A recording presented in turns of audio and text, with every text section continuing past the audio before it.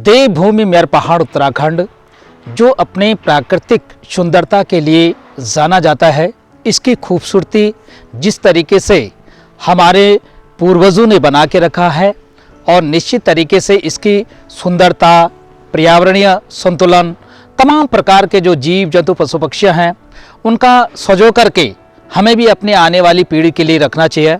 मैं मूलतः जनपद चमोली का दूरस्थ विकासखंड देवाल ग्राम सभा पूर्णा शिवनीगढ़ का रहने वाला हूं और इस क्षेत्र में जिस तरीके से आप देख रहे हैं मुझे, तो पर्यावरण संरक्षण, संवर्धन और बृहद पौधारोपण के लिए मैं कार्य कर रहा हूं। इसकी शुरुआत के बारे में आपको बताना चाहूँगा।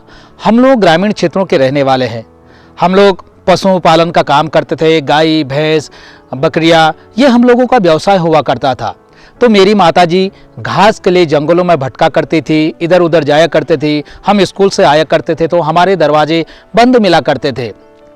तो मेरे दिल में वहीं से एक विचारधारा आई है कि जिस तरीके से मेरी माँ घास के लिए भटक रही है, ऐसे किसी की माँ, किसी की बहू बेटियाँ जंगलों में घास के लिए ना भटके। सुबह से लेकर के शाम तक उनको खाने के लिए भी कुछ नहीं मिलता था। तो वहाँ से मेरे दिल में ये एक चिंगारी जली कि क्यों ना हम ऐसे एक वातावरण तैयार करें जिससे जो है कि हर गांव में रहने वाली महिलाओं के लिए सुविधा मिल सके। तब से मैंने ये पर्यावरण संरक्षण का प्रयास किया है, लोगों को जन जन को जागरूक किया है।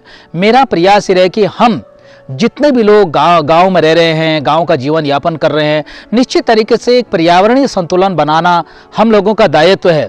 क्योंकि आप देख रहे हैं आज जितने भी प्राकृतिक जो संसाधन हैं वो प्रकृति ने देवभूमि मेर पहाड़ उत्तराखंड के लिए निःशुल्क रूप में दिए हैं। आज ज़रूरत है उनको सजो कर रखने की, आज ज़रूरत है उनको संवारने की।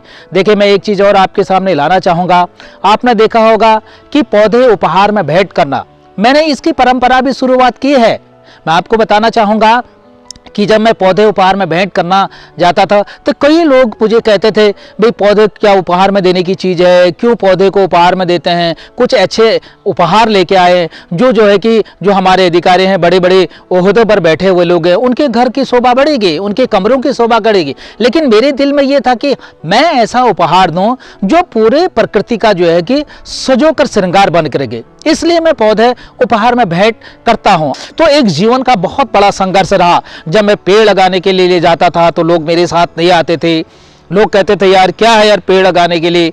तो कई यातना से पौधे उपहार में लोग मुझे मंचों से कह देते थे, नहीं नहीं नहीं भैया, तुम लोग यहाँ पर नहीं आएंगे, पौधे उपहार में देने की चीजें नहीं। तो एक संघर्ष भरा जीवन रहा। जन्मदिन पर पौधे लगाने के लिए जाता था तो लोग करते थे, है जन्मदिन पर कोई पौधा लगाता है। पौधे तो जो लोग मर गए हैं, धरती से चल बसे हैं, उनके यादगार स्मृति में लगाए जाते हैं। लेकिन मैंने सबसे पहले जो कि अपना जीवन से पौधे लगाना शुरुआत की, तो आज आप देखते हैं धरातल पर लोग पौधा। तो एक संघर्ष भरा जीवन रहा है। और विशेषकर ये संघर्ष भरा जीवन जो आप देख रहे हैं कि आज मुझे हर क्षेत्रों में आप देख रहे हैं, हर स्थान पर मुझे देखते हैं, तो कहीं ना कहीं मैंने त्याग समर्पण किया। क्या मेरा मन भी कोट पैंट टाई पहन के जाने का नहीं कर सकता है? क्या मैं भी जो है कि सरकारी कर्मचारी हूँ, शिक्षा विभाग में एक शिक्षक प्रवक्ता के पद में काम करता हूँ, क्या मैं भी बिल्कुल टिप टॉप बन के नहीं रह सकता हूँ? मैं बन जाऊंगा। सब कुछ है, ऊपर वाले ने सब कुछ दिया है, इस प्रकृति देवता ने सब कुछ दिया है। लेकिन क्या मेरे उस सब कुछ से मेरे उन आने वाली पीढ़ी का भविष्य जो है कि बच के रहेगा? क्या मेरे आने वाली पीढ़ी के जीवन के लिए एक सुंदर वातावरण बनेगा? उस आने वाली पीढ़ी के भविष्य को सजो कर रखने के लिए मैंने अपने वस्त्र जो है कि उनको त्याग दिया और एक हरीन वस्त्र धारण करके जो है कि इस संघर्षों को मुहिम दिया है। मेरा जो है कि जो वेतन का भी कुछ हिस्सा मिलता है, जैसे ये मैंने पेड़ पौधे लेके रहे, तो समाज के लिए मैं जो है कि कहीं ना कहीं जाकर अपने तनख्वाह का कुछ हिस्सा लगा कर इस समाज को ले देता हूं, इस समाज के लिए। क्योंकि मेरा कुछ नहीं है, देने वाला वो ऊपर वाला है और लेने वाला वो ऊपर वाला है। और जब उसने मुझे ये चीजें दी हैं तो मैं उसमें से जो कि अपनी आवश्यकताओं की पूर्ति करने के बाद इस धरा के लिए गए मानव सेवा के लिए, मानव जन जन के लिए जो कि इस तरीके के वेशभूषा बन के समाज के बीच में आता हूं। तो एक बहुत बड़ा जो है कि लगभग 30 सालों का संघर्ष रहा है इस समाज को परिवर्तन करने का, जिसका आज कहीं ना कहीं मुझे एक छोटा सा आश्रय ये मिलता है कि लोगों में आज जन्मदिन पर लोग पौधे लगाने लगे हैं। आज जो है कि लोग जो है कि उपहार में पौधे देने लगे। तो कहीं ना कहीं वो त्याग और समर्पण जो कि समाज के बीच में आया है, वो मेरा सहयोग नहीं रहा।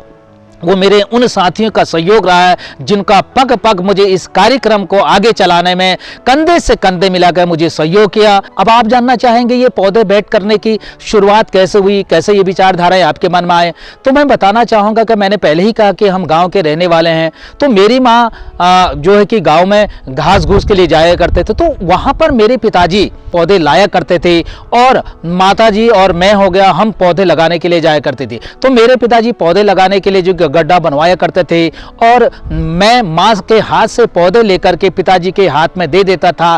तो जो वो पौधे लेने और देने की जो मेरी वो एक परंपरा रही है, एक जो सीख मुझे मिली है, वहां पर तो इतनी जानकारी नहीं थी। बस ये था कि माँ के हाथ से पौधा उठाना है और जो कि पिताजी को दे देना है और पिताजी जो है कि उस पौधे को धरा में लगा देंगे। तो ये जो है कि बात में जब मैं पढ़ा लिखा बड़ा हुआ तो उसके बाद मैंने ये परंपरा को एक पौध उपहार में भेंट देने की शुरुआत की। आज मैं 10,000 से अधिक लोगों को पौधे उपहार में भेंट कर चुका हूँ। फिर मेरे दिल में ये चीजें आई, आप देखें देश आज़ादी से लेकर के आज तक न जाने कितने पेड़ पौधे लग चुके हैं, लेकिन धरातल फिर भी कहीं ना कहीं अधूरा सा लगता है। पेड़ पौधों का संरक्षण नहीं हो पाता है। आखिर किस तरीके से हम इन पेड़ पौधों को बचाएंगे, कैसे इसका संरक्षण करेंगे, क्या लगाने के बाद जो है कि वो जीवित रह पाएंगे या किस तरीके से हम जीवित करेंगे। तो इस ओर भी मैंने पहल किया।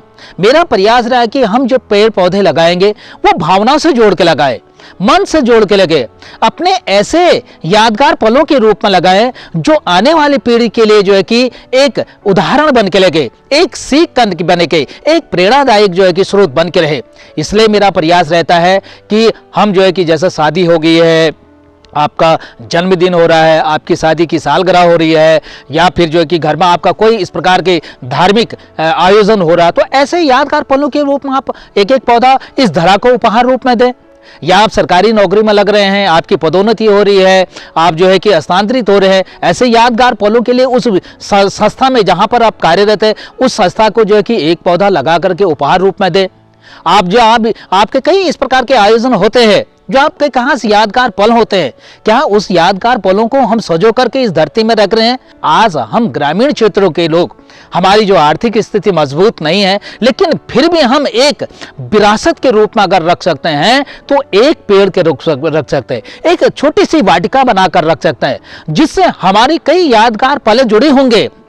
कई हमारे जो है कि यहाँ पर जो है कि ऐसे दिन होंगे जो कि समय के अनुसार से हम सब कुछ भूल जाते हैं, लेकिन वो पेड़ बार बार याद दिलाएगा। तो ऐसे यादगार पलों को सजो करके हम एक पेड़ के रूप में इस धरा को दे सकते हैं और आने वाली पीढ़ी के लिए एक यादगार पलों के रूप में उसको सजो कर रख सकते हैं। यही सच्ची हमारी जो है कि उपहार इस धरा के लिए होंगे। जन्मदिन पर हम केक काट देते हैं, तालियां बजा देते हैं और होटलों को बुक करके तमाम तरीके के जो है कि एक्टिविटीज हम कर लेते हैं, लेकिन क्या सुबह होते ही वो सब चीजें क्योंकि गुम हो जाते हैं। एक पौधा लगा करके हम इस धरा को, तो मेरा प्रयास है कि अपने जन्मदिन पर खास उपहार इस धरा को एक पौधे के रूप में दे। जिस दिन हमने ऐसे चीजें अपने जहन में लाकर के धरा को देना शुरू कर दिया तो निश्चित तरीके से पर्यावरण संतुलन, आज हम पर्यावरण को बचाने की बात नहीं करते हैं, आज हम कहते हैं कि अपने जीवन बचाने की बात करते हैं।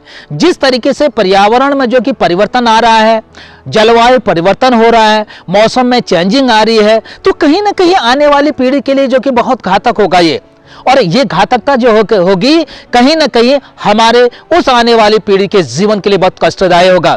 इससे अच्छे वो टोकेंगे हमें, वो ये कहेंगे कि इससे अच्छे तो हमारे पूर्वज थे। और वास्तव में ये हकीकत है, हमारे पूर्वज बहुत जानकार थे, बहुत विद्वान थे, वो पढ़े लिखे नहीं थे, लेकिन उसके बाद भी पर्यावरण सजो कर रखा करते थे।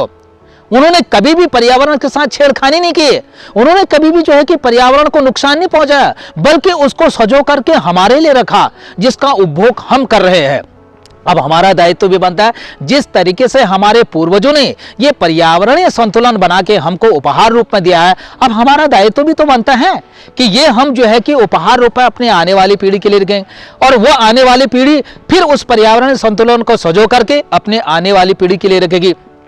तो ये परंपराएं जीवन भर चलता रहे, युगों युगों तक चलना चाहिए। जब तक इस धरा में जीवन होगा, इस तरीके की अगर क्रियाएं होती है तो निश्चित तरीके से हमारा पर्यावरण संतुलन बनता रहेगा। हम सभी को जो कि एक पर्यावरण संतुलन को बनाए रखना पड़ेगा, और वो पर्यावरण संतुलन बनाने के लिए हर घर घर से हमको जागना पड़ेगा। अपने यादगार पलों को इस धरा में दीजिएगा, अपने ऐसे यादगार जो हमारी जो भी चीजें हैं वो इस धरा के लिए सजो कर रखिएगा। तभी तो आने वाले पीढ़ी का भविष्य हम जो है कि एक सुशोभित कर सकते हैं। हम कहे हैं भैया, ये निश्चित है कि ये प्रकृति का नियम है, जो इस धरा में आया है निश्चित तरीके से एक दिन इस धरा से जाएगा। लेकिन इस धरा को क्या देके जाएंगे? तो आओ हम लोग सब मिल करके अपने आने वाली पीढ़ी के लिए एक ऐसा सुसज्जित पर्यावरणीय संतुलन बनाएं जहां वो एक खुशनुमा जीवन को जी पाएंगे।